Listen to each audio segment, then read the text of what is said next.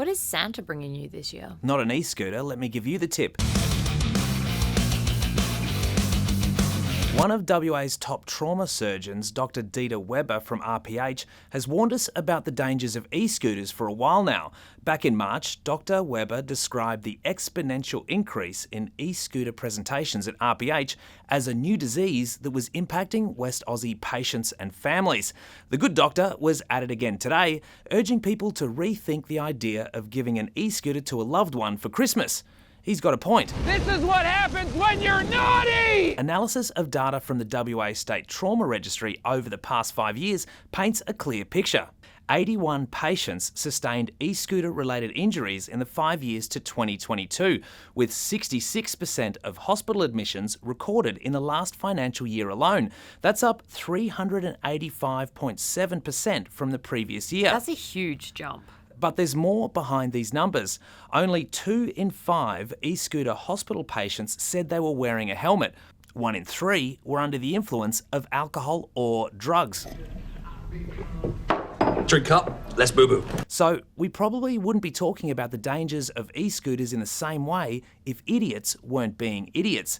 But it's not like other modes of personal transport don't come with risk. Is walking really so hard for you? In a similar 5-year period, 507 cyclists were killed or seriously injured in collisions with cars on WA roads, and many hundreds more suffered injuries in other kinds of accidents.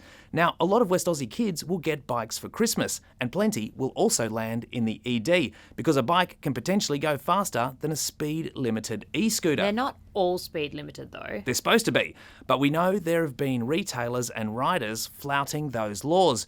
But again, it's hard to legislate against stupidity.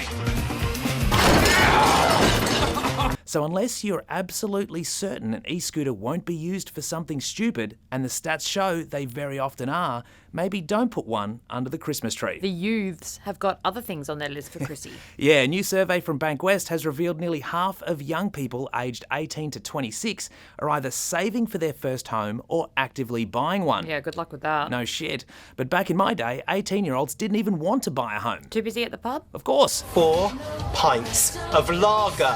ID. But I also wanted to see the world, not be locked into a mortgage, which may have had something to do with the horror stories from my parents' generation about interest rates of 17% in the early 90s. So what's with the kids these days? 2 numbers, 0.7 and 610.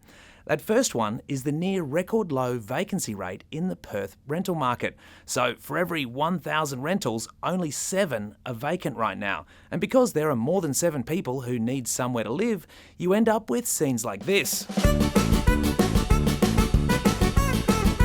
That's why the second number is Perth's median weekly rent. It's pretty steep. A record, in fact, $610 a week outstrips some mortgages, even with recent RBA rate hikes. So it's no wonder the cohort most likely to be renters, Gen Z, How do you do, fellow kids?